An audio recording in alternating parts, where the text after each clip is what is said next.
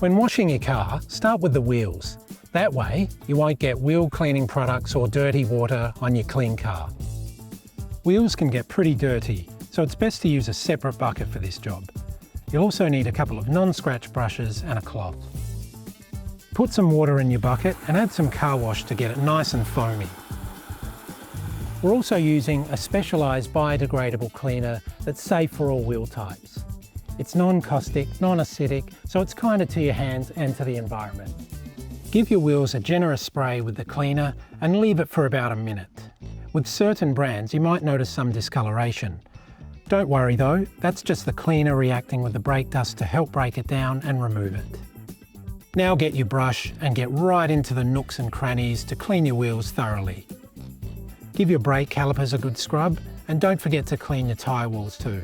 Finally, rinse your wheel with a hose or pressure washer and wipe it with the cloth.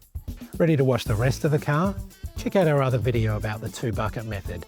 And remember, RAA is here to answer any questions you have about cars.